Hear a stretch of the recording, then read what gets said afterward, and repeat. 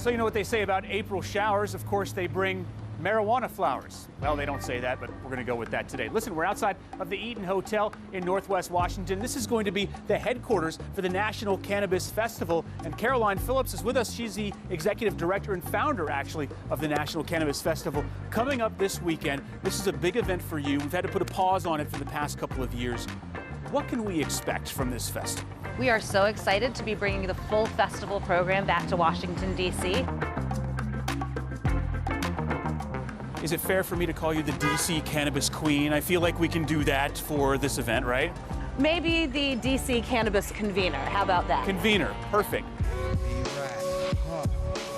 Why is it so important for you, particularly as a black woman, to lead and found this event? So I really wanted to create an event that was affordable for our community, accessible for people, but also educated people not only on the opportunities in the industry, but the challenges that do lie ahead for us, both at the federal and state level.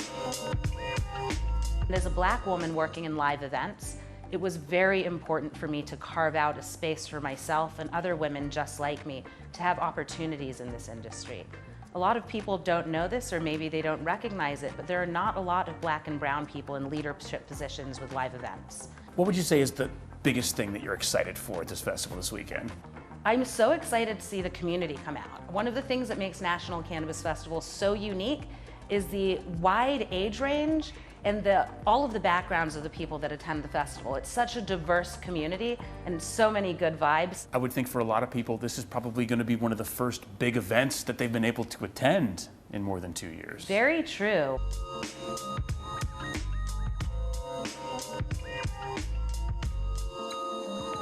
Is there a perpetual stigma that you have to battle? 100%. I think in the first few years of working on the festival, there were a lot of companies and businesses in DC that were hesitant to work with me because of the stigma of cannabis and the cannabis community.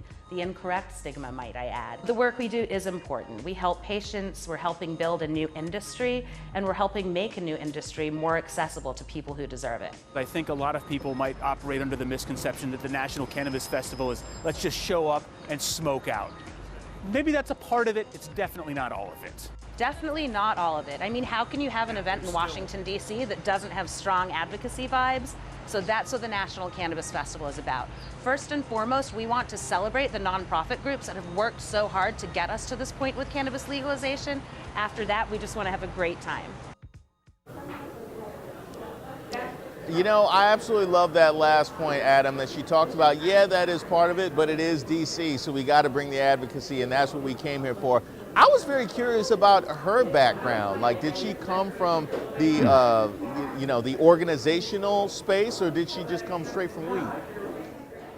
No, she came up through events. So she is somebody who came up wanting to do big events and wanting to plan them, just didn't have a lot of opportunities, as you heard from her background. Where we are right now, Reese, just want to point this out to you real quick. We're in the lobby of the Eaton Hotel, which, as we pointed out, is the HQ for the NCF. And if I could just get blunt with you here for a second, I want to show you some of the stuff that they've got going on in here. All sorts of marijuana-themed items, so you can see that some of the merch over here. Of course, to my left, Mike, follow me over here. You got plenty of munchies because you know that they're going to be needed and on tap this week. About an hour ago, we talked with Phil Hedgeman from Southeast Ratchet Cakes. It's like a cereal treat. So he's got some merch laid out here. They've got some T-shirts for the National Cannabis Festival, and I want to talk to you about a couple of things that are going on, because this isn't just Reese a 420 thing. This is a thing that they're celebrating all week long. So leading up to this weekend, where they're going to have this massive concert at RFK with Wiz Khalifa, Ghostface Killer, and others, and then on Sunday they're going to have the National Cannabis Championship, where they're judging ganja,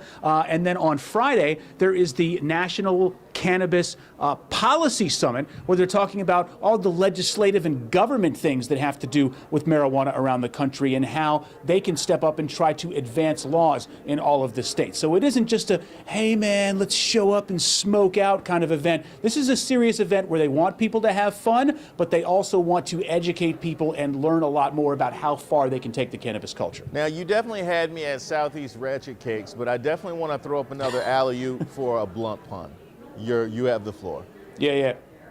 Yeah. We might bring one of those back. And it was no coincidence, by the way, that this was my first story back from this past weekend. THC in cannabis, they have a lot of anti-inflammatory properties. So it's going to be a nice, restful evening after this last shot. You are in the right place. Well, welcome back, and I'm glad that I love it when a plan comes together. And Touche wearing the green shirt as well. I see you've made a home for yourself.